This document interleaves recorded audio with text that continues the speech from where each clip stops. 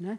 E cada vez mais existe uma série de novos desafios que os bibliotecários têm que enfrentar, não apenas na parte de preservação, mas também da divulgação, e os limites que a gente nem conhecia, direitos autorais, os commons, e que a gente tem que passar a trazer para a nossa realidade, né? Na preservação, quer dizer, neste momento, que sou eu e minha circunstância, né? Então, neste momento, no trabalho que eu faço na Casa de Rui Barbosa, eu organizei até um laboratório de humanidades digitais. Eu não sei se vocês conhecem o que é o laboratório de humanidades digitais. É uma tendência atual, né? Onde você usa essas ferramentas em benefício a uma metodologia de pesquisa e organiza essas possibilidades digitais de uma forma ordenada e extremamente pensada. Quer dizer, a partir de uma pesquisa é que a gente passa a adotar uma determinada ferramenta, uma determinada possibilidade de trabalho, né? Então, por exemplo, nós tentamos sempre trabalhar com plataformas abertas, né? A gente não trabalha, a não ser a área de bibliotecas, que é a área de catálogo, que a gente ainda trabalha com uma plataforma, uma caixa preta, né?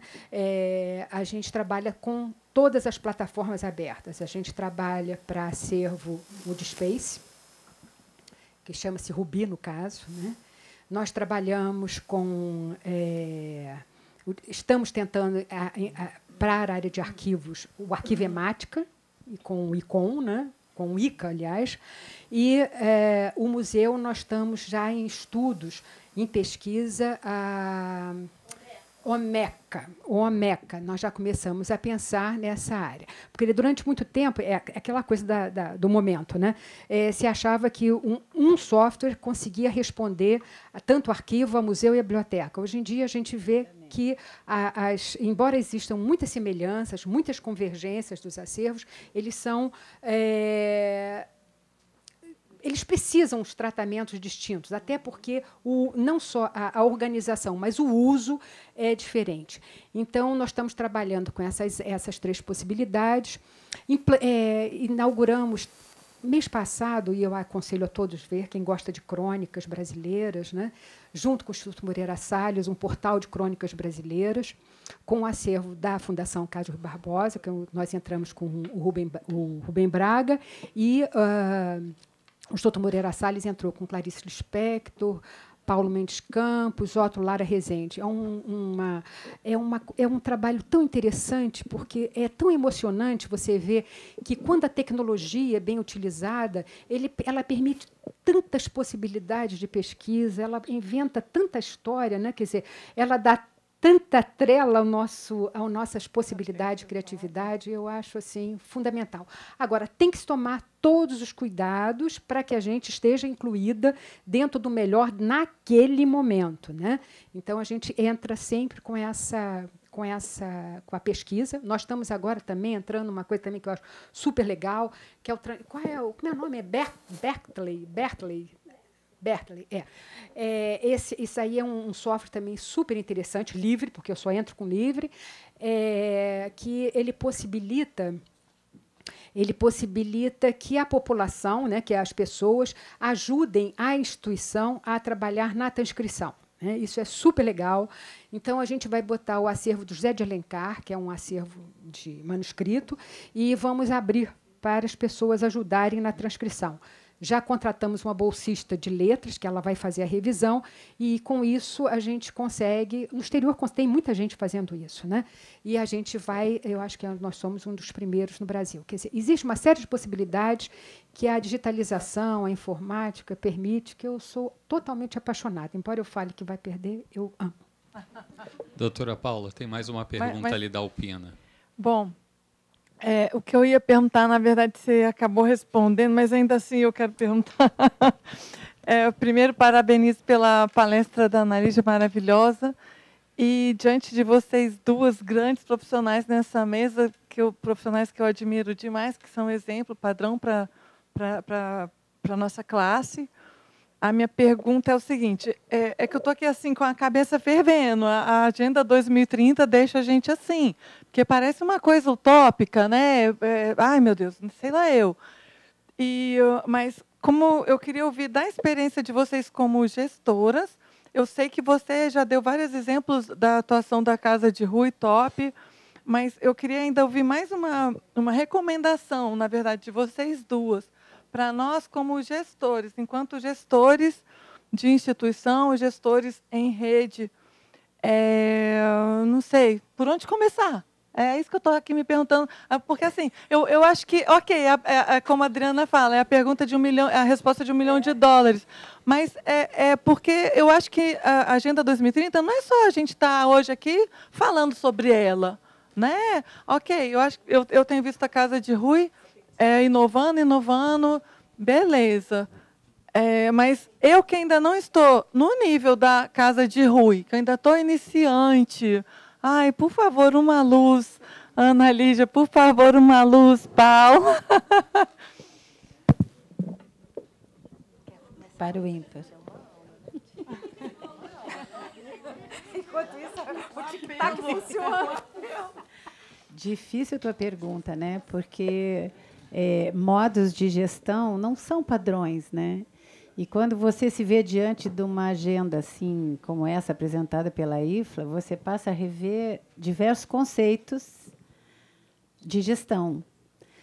E a gestão, ela não é sua, ela está interligada à instituição, que está interligada à conjuntura nacional. Então, muitas das nossas ideias, que a gente até acha assim que são maravilhosas, não conseguimos implementar por falta de recursos ou falta de apoio político, né? Mas dá para fazer algumas coisas, sim.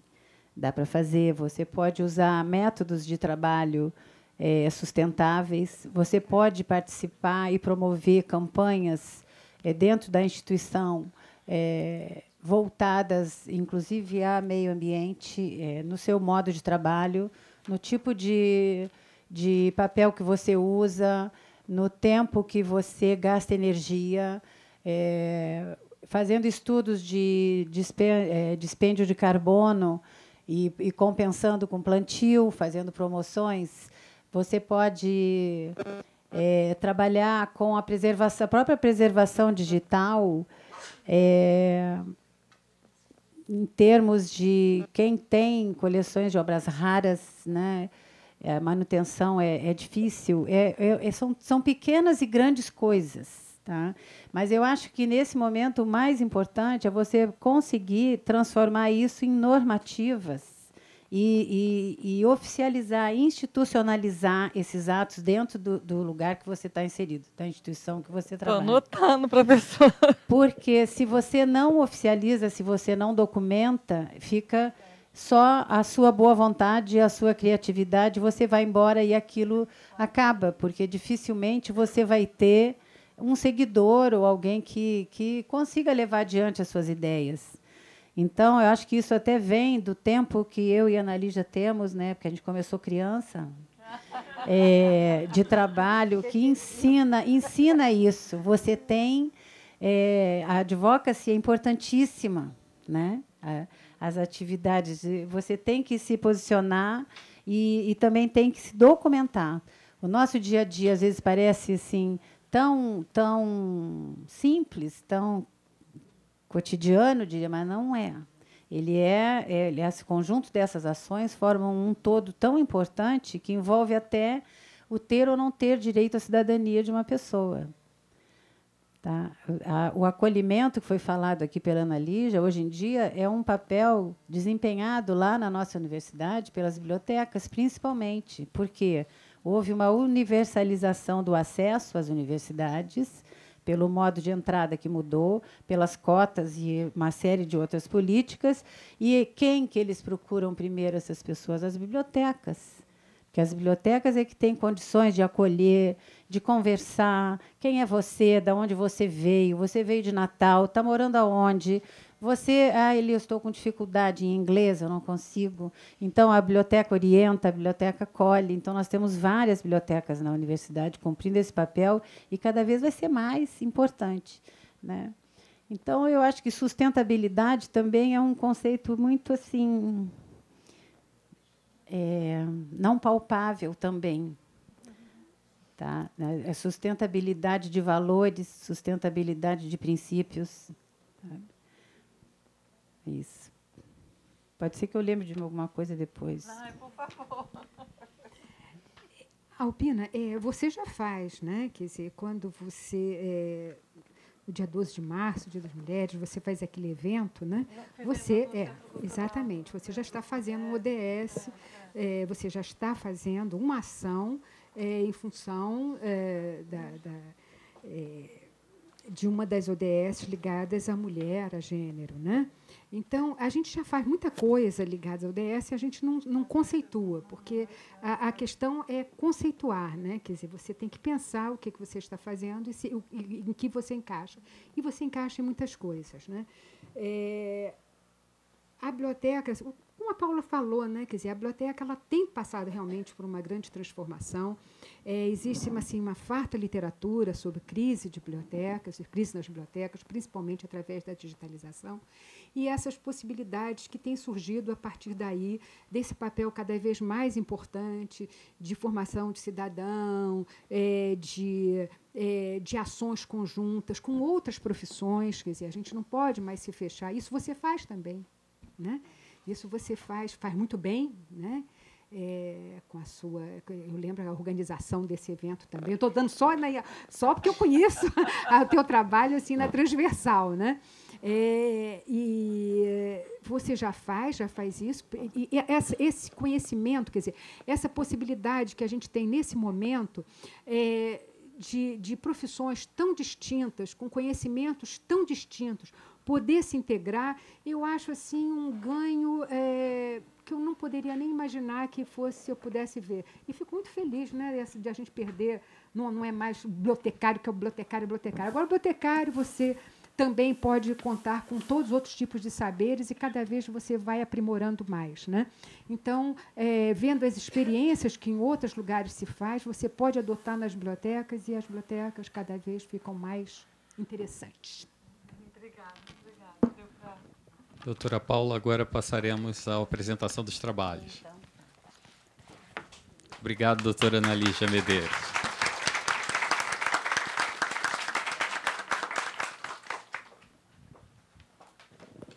Então, vamos começar a sessão dos trabalhos. Eu gostaria de chamar a senhora Solange Viegas para a sua apresentação, que é a Oficina de Conservação da Biblioteca José de Alencar, em consonância com a Agenda 2030.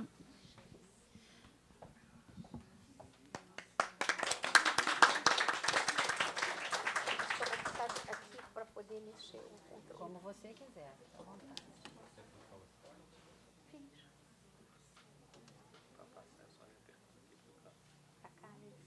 Vou marcar seu tempo.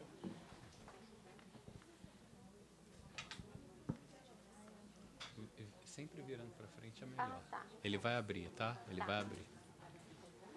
Bom, boa tarde. Eu sou Solange, eu trabalho. Vai ser gravado. Tá.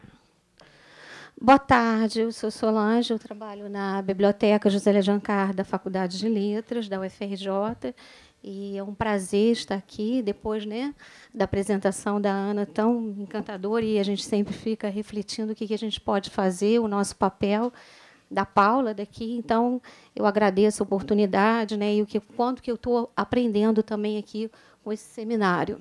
É essa apresentação? Isso. Tá certo. Bom, então eu vou apresentar para vocês essa biblioteca, né, faz parte.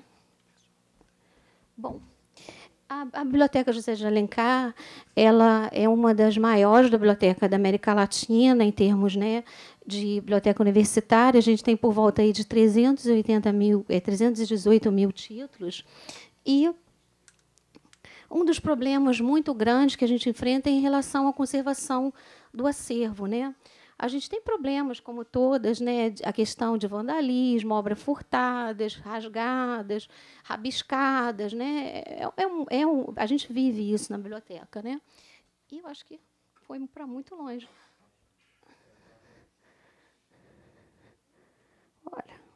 Espera aí.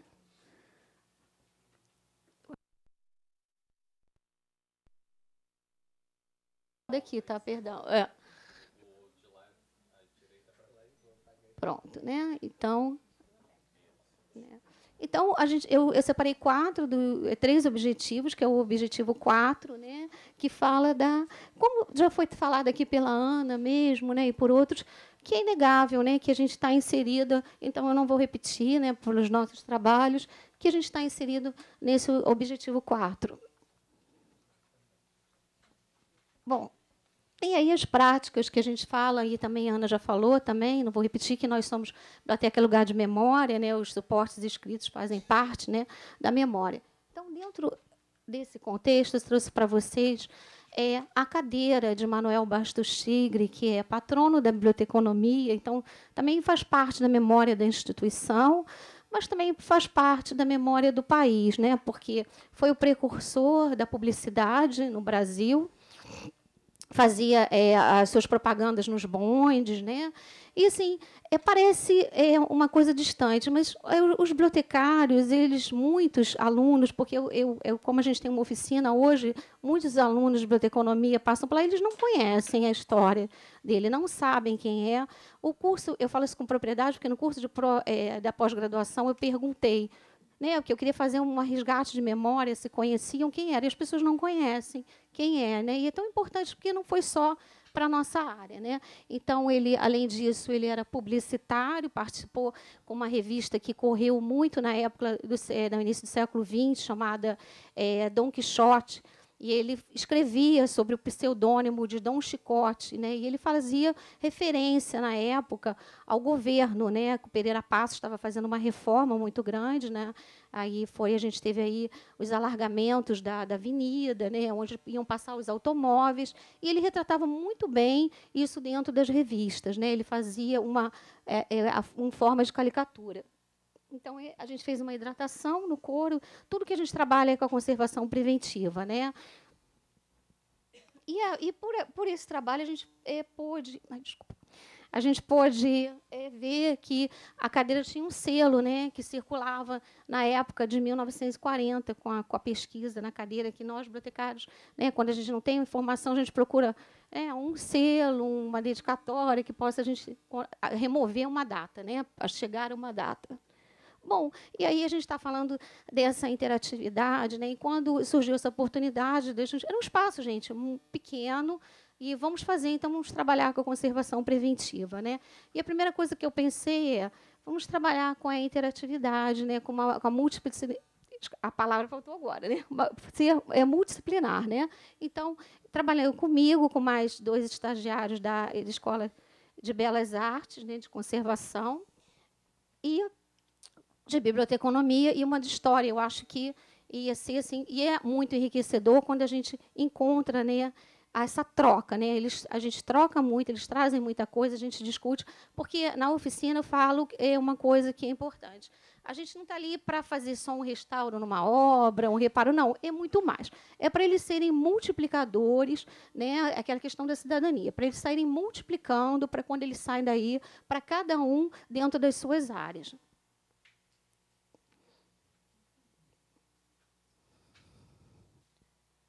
Bom, dentro desse contexto, claro que todos aqui, né, a gente tem a questão da visita guiada, que é uma coisa que é comum, né, os bibliotecários fazerem. E o que tem de diferencial nessa visita hoje da gente?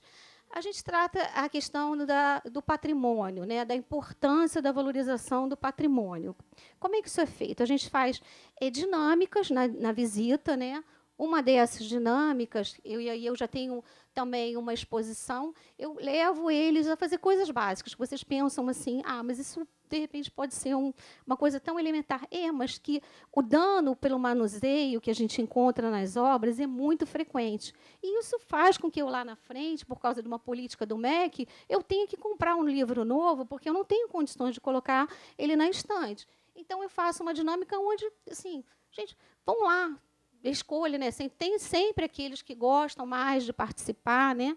E aí eu falo, vamos lá, retira o livro da estante. E eles sempre puxam, né, pela lombada do livro, né? E não é só os alunos de biblioteconomia também fazem isso. Então, o que a Ana falou e o que eu percebo aqui hoje, né, é aquilo. A gente tem aí, todo mundo tem essas normas, né? Não pode molhar o livro, não pode rasgar o livro, não pode, né?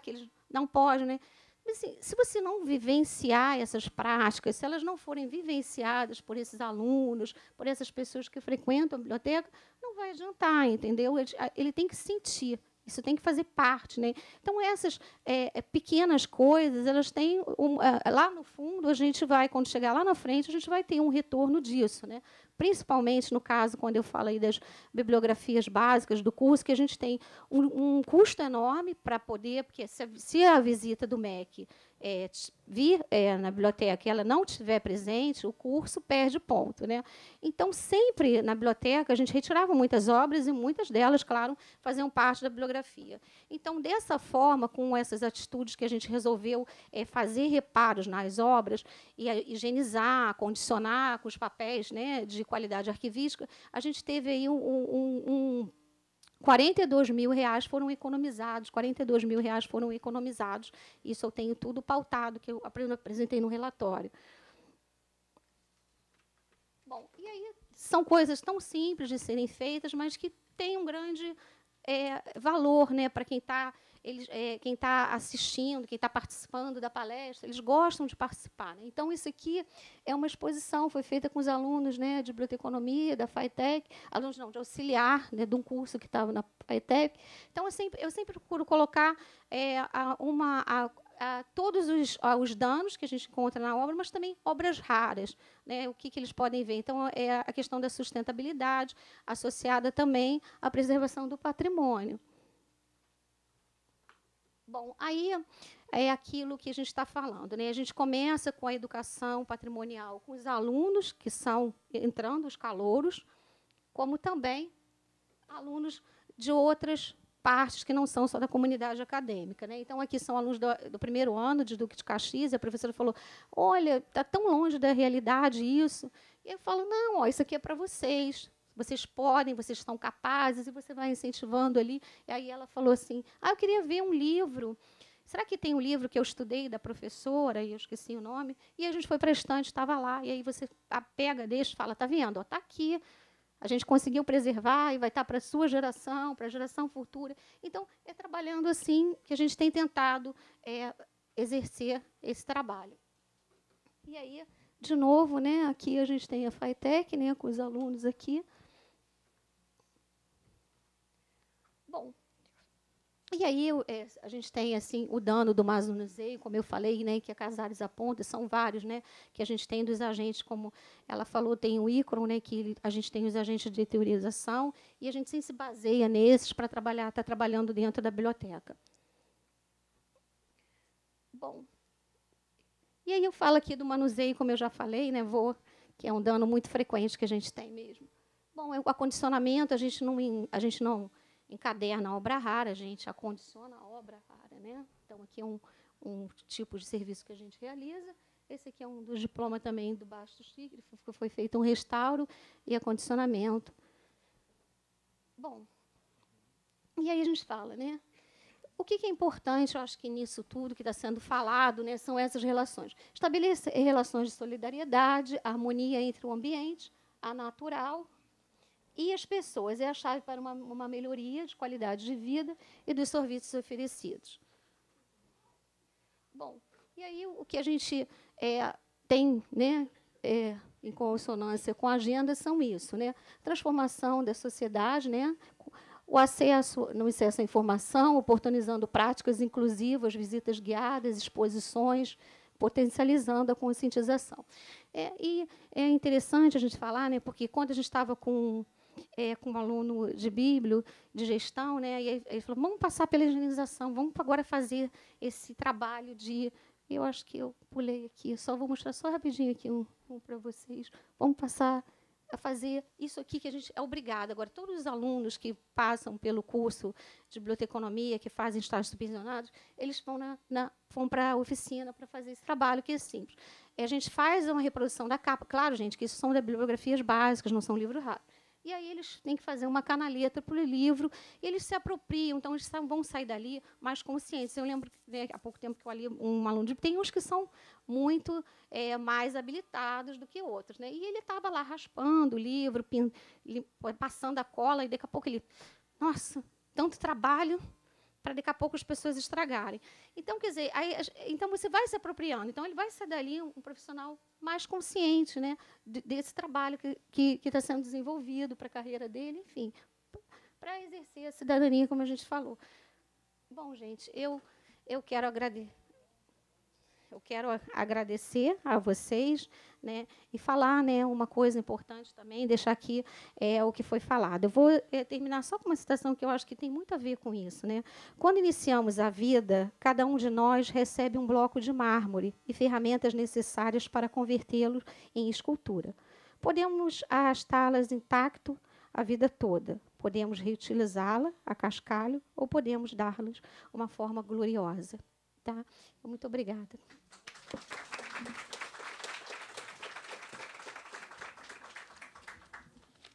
Antes de passar para o próximo trabalho, alguém esqueceu um celular ali na mesa do café? Na mesa do café, alguém esqueceu um celular ali em cima? Tá comigo aqui, tá? A hora que apareceu o dono.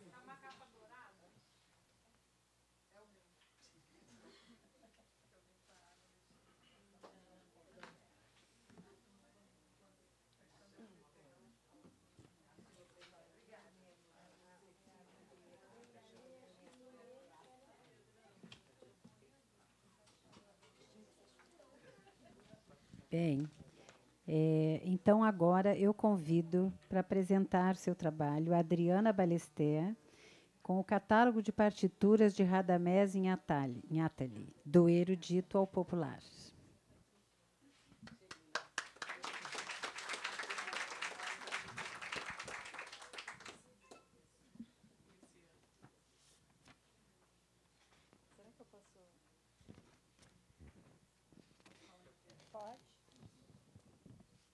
Alô, vocês estão me ouvindo? É, isso aqui, né? E para onde que vai? Tá. Tá bom. Tá bom. Tá legal. Então tá. Bom, é um prazer estar aqui, sendo acolhida pelos bibliotecários. Eu não sou bibliotecária, eu sou musicóloga, mas estou trabalhando há anos com bibliotecas, já trabalhei com a Ana Lígia, na Biblioteca Nacional, então me sinto bem à vontade de falar aqui com vocês. Então, hoje trouxe esse trabalho que a gente está iniciando, mas, ao mesmo tempo, ele já tem, desde 2003, que a gente está trabalhando sobre o catálogo de partituras de Radamés em Atali. E agora a gente está começando o catálogo de música popular. A gente já fez o catálogo de música erudita. É para lá, né? Então, aqui hoje eu vou falar sobre o Radamés um pouquinho. Oh, isso aqui é muito rápido. Então, bom, vou começar, então. Radamés, então, compositor, pianista. Quem não conhece, quem nunca ouviu falar do Radamés em Atali? É um número razoável de pessoas. Radamés, ele foi um dos mais importantes compositores brasileiros, né?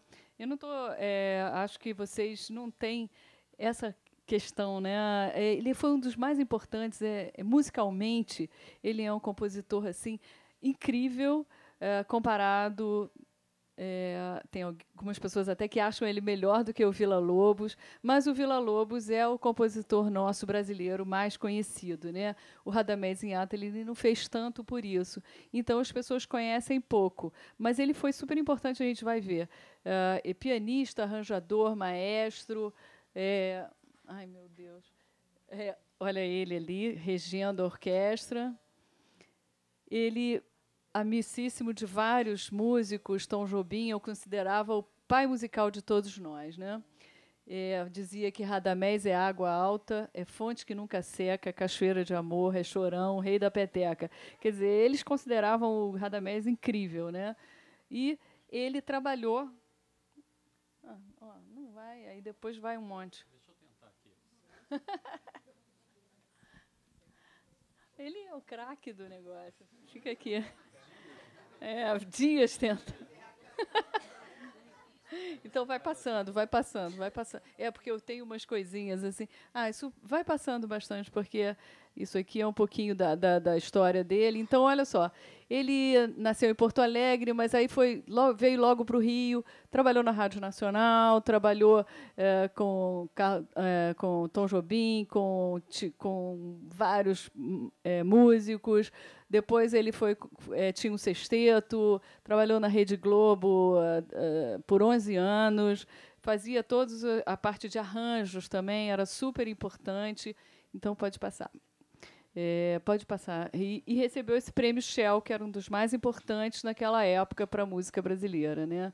Aqui tem umas fotos, aí você vai passando, ele e a irmã, ele e Dorival Caymmi, ele e Vila Lobos, ele Rafael Rabelo, Elisete Cardoso, Pixinguinha. Enfim, ele atuou com vários músicos da época dele, né? E pode ir indo assim. Atuou tanto na música popular como na música erudita, né? Trabalhou em programas de rádio, gravações fonográficas, cinema, teatro, televisão, fez música para todas essas áreas, né? E ele tinha cerca de 300 composições de música de concerto, escrita para diversas formações. E, em 2003, a gente começou a fazer esse trabalho com o apoio da Petrobras. Conseguimos catalogar, pode ir indo, todas essas partituras que estavam escritas a lápis, algumas editadas e outras escritas a caneta, né? Então, nós começamos o trabalho. Bom, aqui é só uma contextualização, né, mostrando que a informática realmente e as tecnologias de informação são importantes, e a gente percebeu que tinha que trabalhar usando esse tipo de tecnologia, né? E, então, desenvolvemos, de 2003 a 2005, o projeto Brasiliana, Catálogo Digital de Radamés em Atali, focando, nesse momento, no acervo de músicas de concerto. Então, organizando, catalogando, digitalizando e editorando, né? Eu vou explicar um pouquinho o que é cada parte.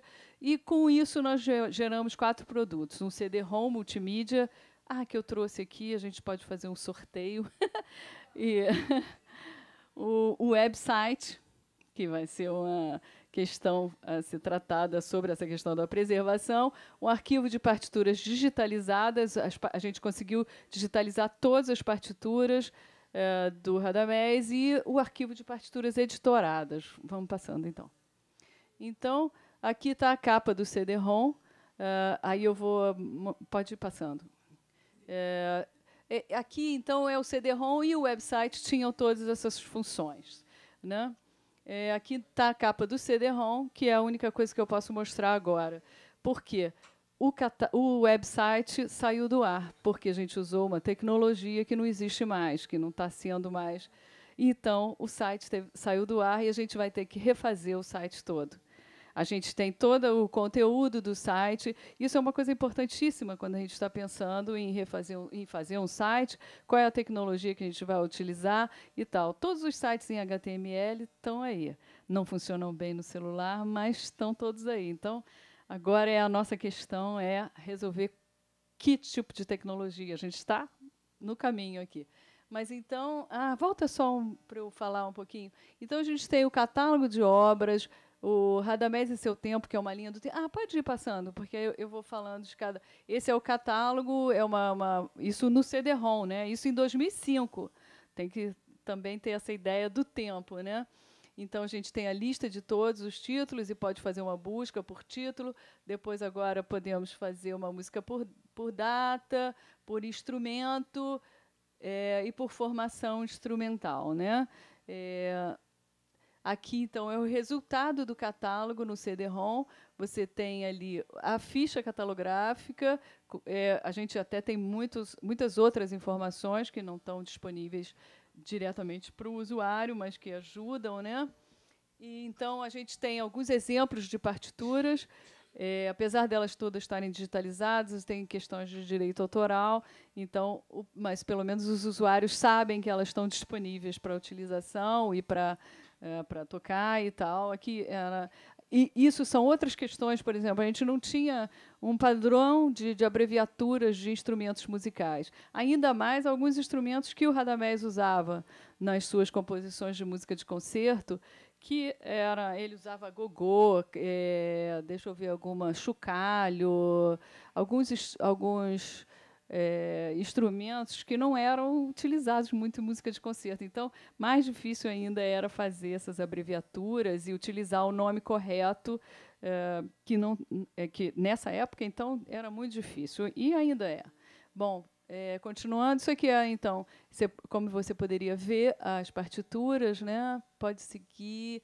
E isso aqui, então, aquela é a diferença. Mas eu vou falar mais tarde sobre a diferença entre essa partitura editorada e aquela digitalizada. Eu vou falar um pouquinho. Pode ir mais. Então, aqui a parte de depoimentos, que a gente escolheu, vários depoimentos sobre o Radamés. Aqui a discografia, que nos deu um trabalho incrível, mas a gente agora tem essa discografia toda. São quantos? 128 registros de discos que a gente catalogou todos, faixa a faixa, com todos os autores, tudo. E procuramos usar, na época, era o formato MARC, né? A gente usou, e a gente tem isso todo organizado dessa forma, né? Então, podemos passar adiante. E aqui a linha do tempo. A gente fez um trabalho monumental de estudo histórico, né? Que aí você tem tem 4 níveis, né? O Radamés, a linha da vida, a linha mais profissional, a linha do que estava acontecendo no mundo, no Brasil e tal. E aí você pode sempre clicar e abrir várias janelinhas, e aqui cada janelinha tem uma ligação. Realmente esse catálogo ficou bem legalzinho. Então, aqui é o álbum de imagens também, que vai abrindo aqui as pequenas imagens, até chegar a imagem num tamanho um pouco maior, com toda a contextualização. E esse CD-ROM, então, foi distribuído em escolas, bibliotecas, fonotecas e tal, no Brasil e alguns no exterior também, né? E aí, agora eu vou falar um pouquinho da digitalização dos originais, que foram digitalizados pela DocPro. E eles têm um sistema de... 5 minutos? Então, vamos lá. Eu acho que vai dar direitinho. Aí eles... isso é a diferença... pode mostrar, então. Aqui eu não vou explicar tudo isso, porque isso aqui é como a gente mostra... O arquivo da DocPro foi organizado por formação instrumental. Então, você pode buscar as obras assim, dessa forma, assim, solos, duos, trios, quartetos. Pode passar, então. E essa é a carinha. Então, e você pode, então, ver todas as obras organizadas ali em cima. Você vê duo, trio, quarteto, flauta e piano e tal, e essa é uma sonata para flauta e piano. Você vai percorrendo essa árvore, né? Então, a digitalização ajuda a preservar o original, a organizar as partituras, a preservação das marcas de revisão também, que são marcas que tem na partitura, que são extras, né?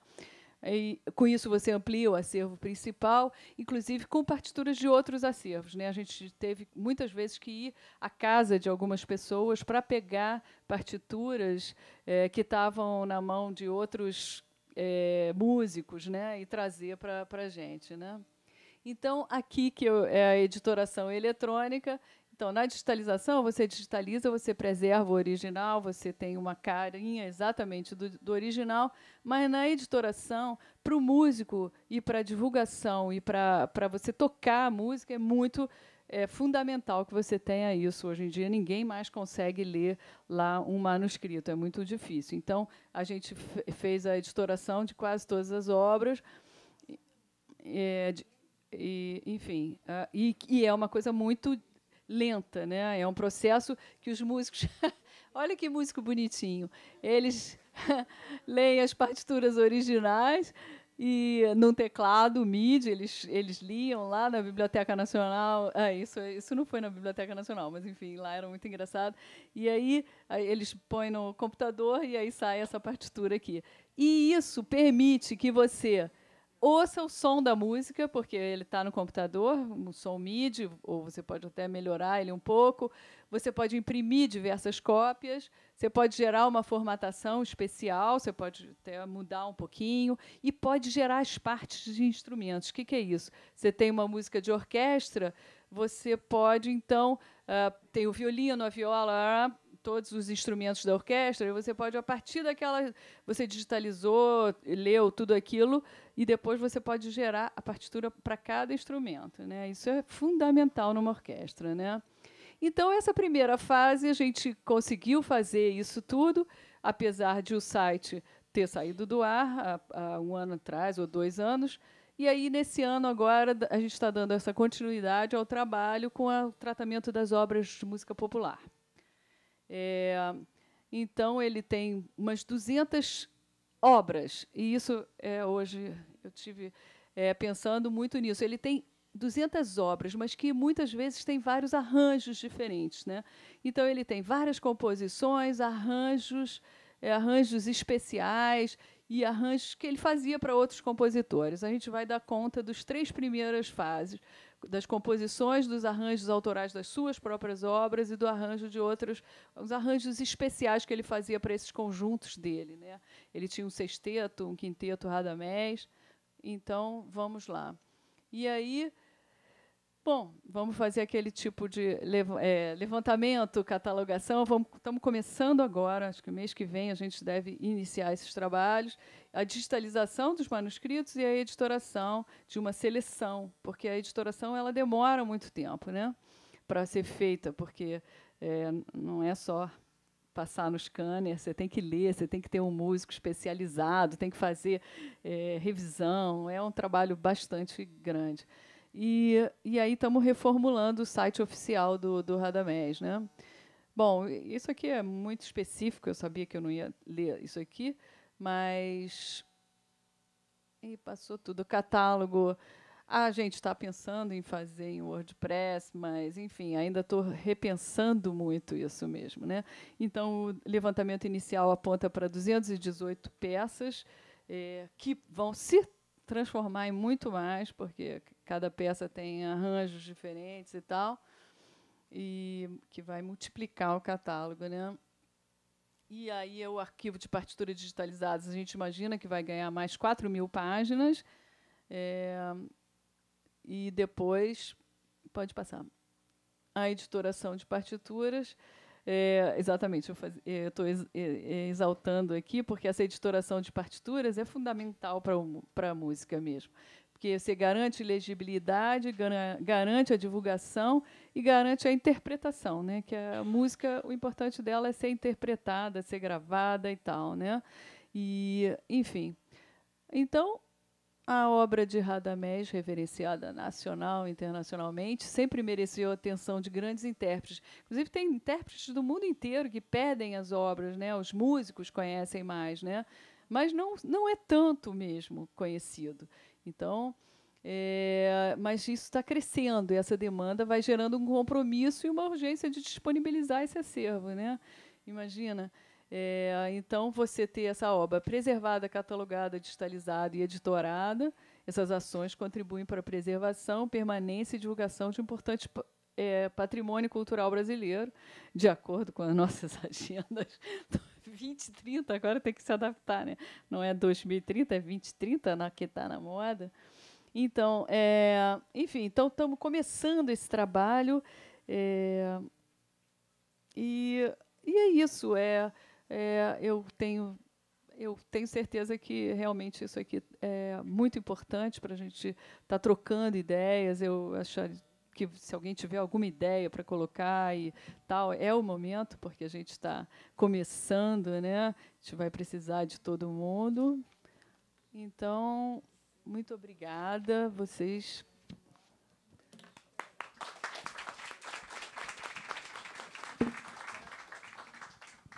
Obrigada, Adriana. Eu convido agora a Ana Silva e Reginaldo Oliveira para apresentar Das Galés às Galerias, reflexões sobre o acervo negro na coleção do Museu Nacional de Belas Artes.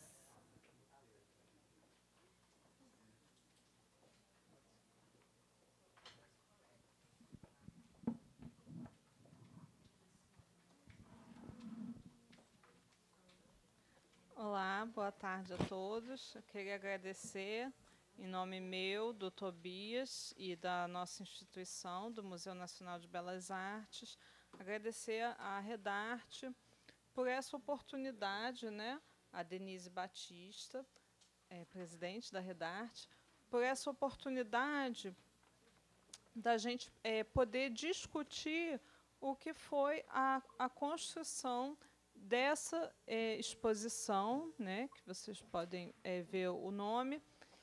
E eu sei que o nosso trabalho destoa um pouco, né, aqui do tema dos trabalhos apresentados, mas eu acho que a gente pode encontrar confluências, porque estamos também tratando da questão do acervo e também de um ponto que eu vi que foi muito ressaltado nas apresentações aqui, que é a questão da inclusão, né? Da questão da diversidade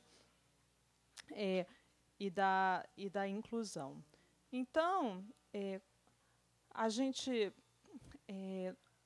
aqui o nosso desafio em relação a essa exposição foi tratar justamente do tema, né, da representação e do protagonismo, né, de artistas negros e também da representação da população negra, da população afro-brasileira, num museu cuja história, pela sua própria fundação, né, que foi o museu foi criado através da missão artística francesa, obviamente não diretamente, mas não dá tempo aqui da gente contar toda a história, mas a fundação, né, as origens do museu estão muito ligadas a um olhar europeu, né, um olhar artístico europeu.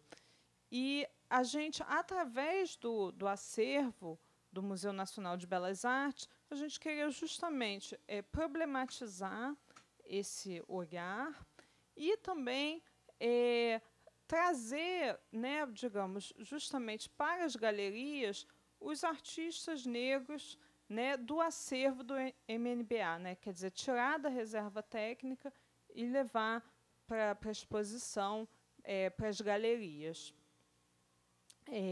E justamente um dos nossos desafios, né, que está ligado à própria responsabilidade do museu, pelo fato do museu ter a função educativa, do museu ter, né, seguindo as recomendações da Unesco, a questão de promover o acesso à cultura, promover a inclusão, a diversidade, era justamente como a gente lidar com um acervo, né, que iniciou com esse olhar europeu, quer dizer, a maior parte do acervo que a gente tem é muito mais o negro sendo representado do que artista, e como a gente lidar com isso sem, de alguma forma, reforçar o racismo, porque a gente recebe escolas o tempo todo, né? Recebe crianças, e aí como a gente iria tratar desse tema? Porque uma das questões que a gente se colocou já no início, né, do grupo, foi criado um grupo de trabalho com 5 curadores,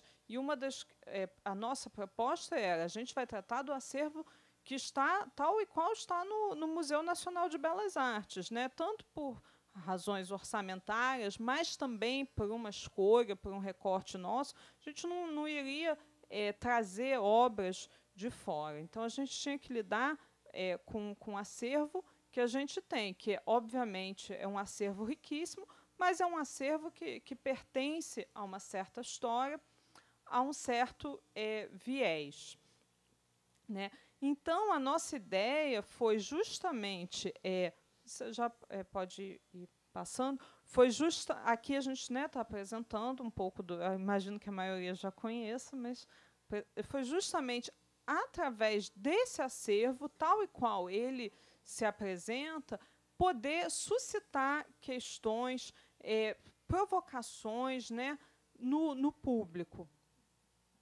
E, além disso, trazer, né, tirar da reserva técnica obras que muitas vezes sequer foram expostas, né? Então, não sei se o Tobias também quer falar um pouco do que a ideia inicial, né, da exposição foi do Tobias, e aí eu acho que o Tobias vai explicar também um pouco o que o suscitou a pensar essa exposição.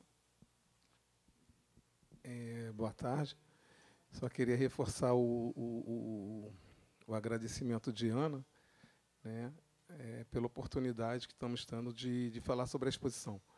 A ideia inicial de fazer essa exposição é justamente essa, de dar essa visibilidade, né, a esse acervo de artistas negros que estão no museu e que poucas vezes foi apresentado ao público.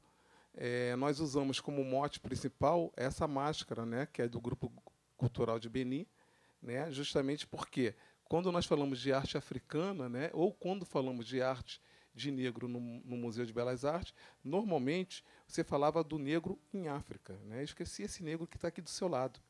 Então, nós usamos, inclusive, essa máscara para dar essa visibilidade a esse acervo e também mostrar que a arte ela não é uma questão apenas etnográfica, né? Porque quando você olha uma arte africana, normalmente você joga lá para o campo da etnografia.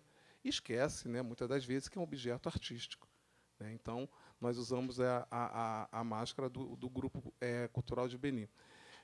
Outra coisa, nós linkamos, sim, com essa questão da Agenda 2030, por tratar justamente dessa questão da desigualdade, né? Na ODS 10, é justamente essa redução dessa desigualdade e também uma outra questão muito interessante pela questão da ODS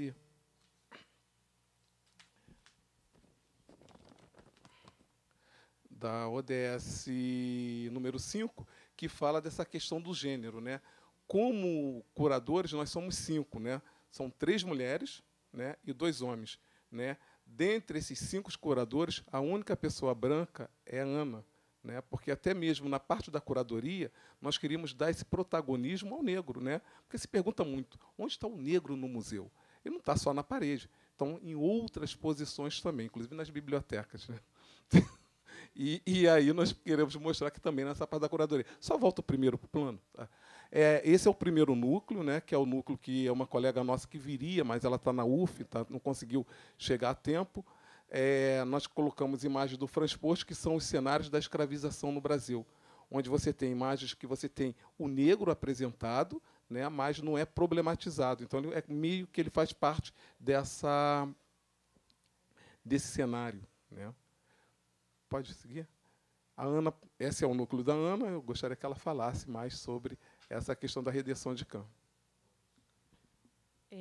Então, como eu estava falando, né, o desafio foi justamente usar o próprio acervo, né, com esse viés, podemos dizer, ou de um olhar europeu, ou até mesmo racista, para suscitar reflexões e não reforçar essas barreiras, né, de preconceito, etc. Então, a gente resolveu, né, que não teria como não tratar da questão do período da escravização. Por quê? Por conta do próprio acervo, né, por conta da própria história do museu. Então, no início das belas artes no Brasil, né, através, por exemplo, de artistas, o artista francês Debré, ou o Franz Post, holandês, você tinha esse olhar europeu sobre essa população escravizada. Então, a gente viu que teria que falar disso. Inclusive, isso às vezes suscita, né, dificuldade junto até a crianças, né? Teve uma criança de uma escola municipal que a gente recebeu que perguntou para o Tobias diretamente: existem familiares? Você tem família escrava, não foi? Tem parentes escravos, né? Então, como você... Eu estou dando isso como exemplo só para mostrar o nível de responsabilidade que é você tratar desses temas, como é delicado você tratar disso, sendo o museu uma instituição educativa também e que recebe não só adultos, né, que é muito mais fácil você ter esse diálogo, mas crianças, né? Então, como isso tudo para dizer que não tinha como a gente escapar dessa questão, e a gente resolveu utilizar essa obra justamente para, saindo desse... Aliás, a gente já quer convidar todos, a exposição vai até o dia 25 de novembro, então vai ter tempo. Justamente, a gente... saindo desse primeiro núcleo que trata da escravização, a gente entra aqui nessa obra, A Redenção de Cã, que é uma obra que a gente foi muito utilizada, né, para defender a própria ideologia do branqueamento. Essa ideia de que, depois da escravidão, você, né, de acordo com as teorias racistas da época, se você branqueasse a população através da miscigenação, o Brasil teria chance de ser um país civilizado, né? Quer dizer, um pensamento bastante racista, e essa obra foi utilizada para fazer uma projeção de que, em 2012, o Brasil já teria uma população majoritariamente branca, já teria erradicado, né, os elementos negros, indígenas, etc.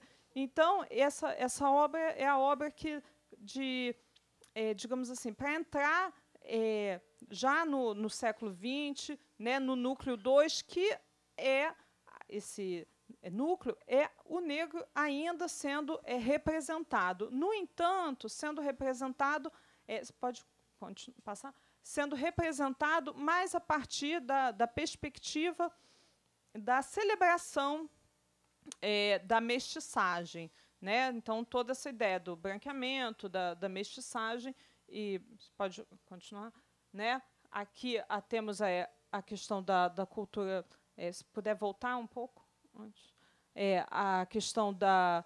Então, aí você passa a ter essa celebração, então, do negro na questão da cultura popular, do futebol,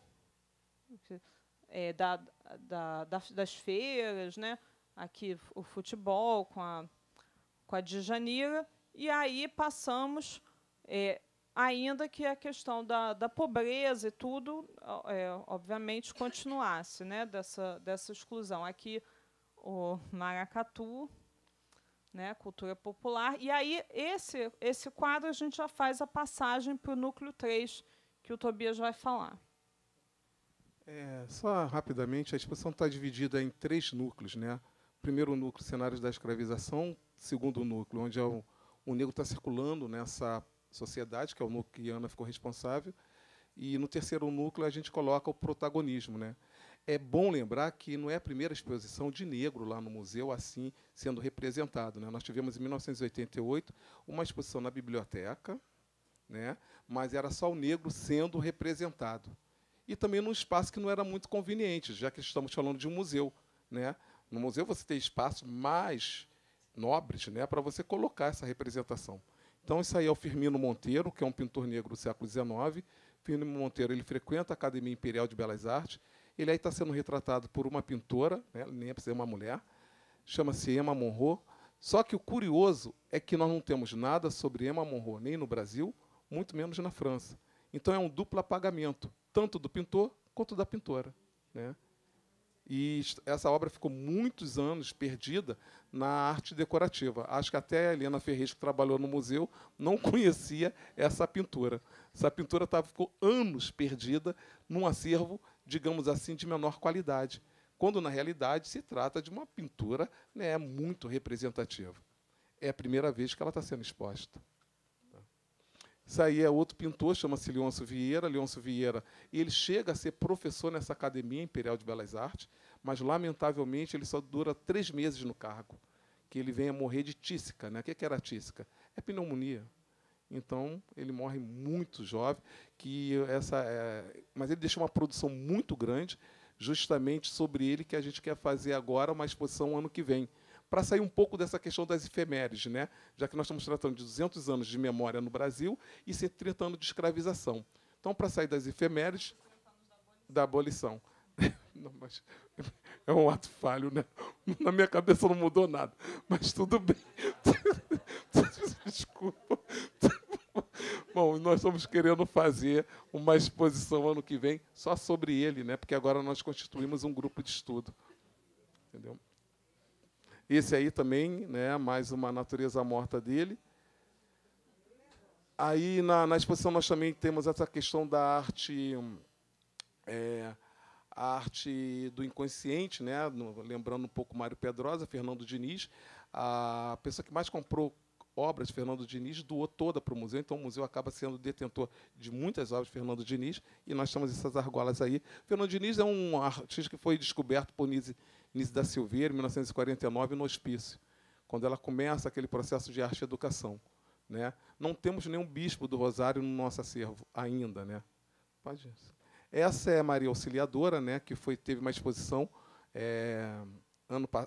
esse ano mesmo no MASP, né? Uma pintora que ela morreu muito cedo, ficou muito tempo no limbo, né? Ela foi feita a exposição dela lá fora. Né, a primeira exposição dela foi o embaixador da Suíça, que leva lá para fora as pinturas dela, e ela agora está sendo redescoberta. Ela morre de câncer com 35 anos, né, mas ela deixa uma produção fantástica. Né, inclusive, está seguindo amanhã para Madrid,